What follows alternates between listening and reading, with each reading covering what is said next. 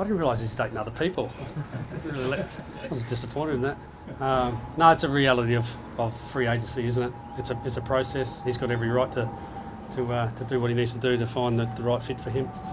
There's a few fans here, but probably more over at Adelaide Oval with all those buses going across. Must be great to have that support. Yeah, it's great to have some buses going over. I'm going to drive one of them over. We'll pick up at Southern Cross. And we want to get all our fans there. They travel far and wide, our Magpie Army, and 112,000. Hopefully we have a loud representation of that on Thursday night. How's Beau doing, Craig? We saw him doing some run-throughs out there. Is he going to be right to play? Yeah, Beau will play. Yeah, no, he's done everything he needed to do to prove his fitness today, and we back him in and back our medical department in, that'll be available. How's Jordan De Goey was sorry to go down and do that? Yeah, I was a bit worried about that. Yeah, no, he's fine. He came back on. He just got a little bit of a knock on. I think it might have been his ankle. No, he's fine. He came back on. So fingers crossed, huh? That was good. Will Parker come back into the side fly? Looked like he was training with the ones out there. Yeah, we'll certainly consider Will. He played really well in Adelaide only a couple of rounds ago, and we just love his fight and his tenacity at the ball and the man. And he's certainly a name that his magnet will be hard to remove from the team. How about with the three Adelaide key forwards and no Jeremy Howe? Do you look to fling the magnets around, maybe bring Mason Cox back? I think you might have asked this a couple of weeks ago. We had the same issue with how we're not playing, but our system really stacked up. And Standy is talking about system over personnel, and we just got to back our system in that. We've got players behind the ball that support the aerial stuff, and it's not a one-person defence. So we kept them to 30-odd inside 50s on that day, and I know this game will be a lot different, but there's a similar approach to how we attack our defence won't change. Billy Frampton knows how Riley Philthorpe moves. Do you back him in to sort of handle that task? Yeah, well, it's a big ask. He's All-Australian for a reason, and he marks the ball as good as anyone in the competition. So, Billy's done a pretty good job the last couple of times we played him, but this is not something that he's walking into this game and think it's going to be handled. He's going to have to work well with the others to support their ball movement, but also the aerial battle. Be a huge part of the game. You're surprised to see how different the dimensions are, I guess, of Adelaide Oval and MCG. It's quite stark looking at the different. Yeah, we tried to get the boundary line taken in. I think they mixed it up a couple of times, but there's no wings. That's reality, and the ground is a different dimension, and it's somewhat easy to defend sometimes, and it's hard to move the ball at times. So we want to make sure our players are adapted and ready for that. How do you handle the hostility of playing at the Adelaide Oval? Texas 300th game as well. How do you handle? I was at Texas around it. I wish him all the best.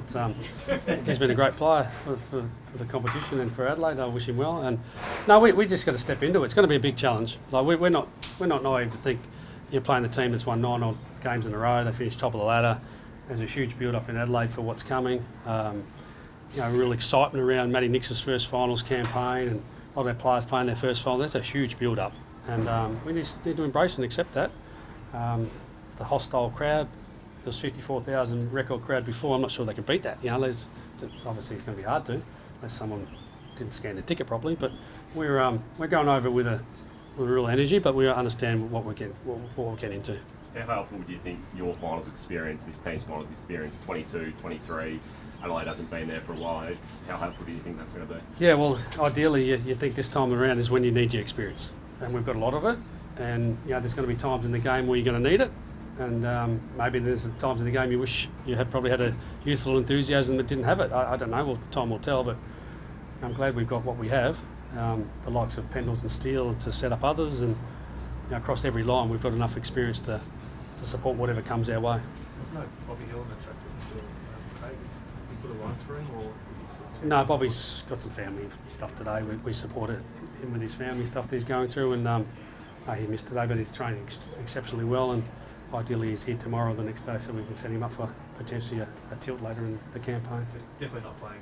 No, he won't be available. He was never a chance to be available. He just gets some load into him this week. We're wrapped to have him back in our program, and good to see him smiling again. You said that it was a glimmer of leaving a glimmer of hope a couple of weeks ago. Is that getting a little bit smaller with this decision? I'm not sure. I'd like to think that every day I say to him, one little step, Bobby, is a step closer. So he's taken a few big strides this week, and the way he's trained and been part of match play, we're excited to have him back smiling. That's the main part. And today he's got his family, so we'll support that too. There's been talk of McStay going down back, but we saw him play sort of forward in match sim before. Is that still a possibility? No, we'll talk at match committee what that looks like. Dan's he's making him come up to the discussion where we need him, and we'll sort of weigh up whether we go with Dan or some other options, maybe Mason as well, as his name might be there for consideration. We're not quite there yet, but we're close. Greg, you talk about how big the build-up is in the game. Is there a sense with Adelaide finishing on top, winning so many games in a row, that there is more pressure on them going into it, and you can feed into that? Oh, pressure's only what you put on yourself, really, isn't it? Like the whole build-up for this game is huge, and so it should be. It's a final. It's spring. This is when you want to be involved, and we're pumped. There's a real dialed-in energy downstairs, and then ideally you see that when you come watch us train.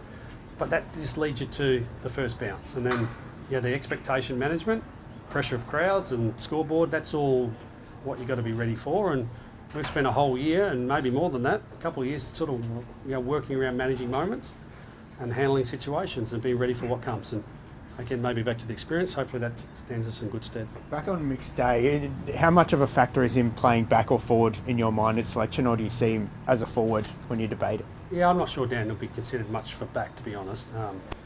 But more back insurance, which he's given us in the past. So, his flexibility to play ruck, a little bit of back if we've got an injury or something like that, and then forward has been a reason why we continue to put his magnet where it needs to be. So does that mean it's generally between him and Mason for that role as a forward ruck? Potentially, we might go smaller at two. But probably more likely between those two.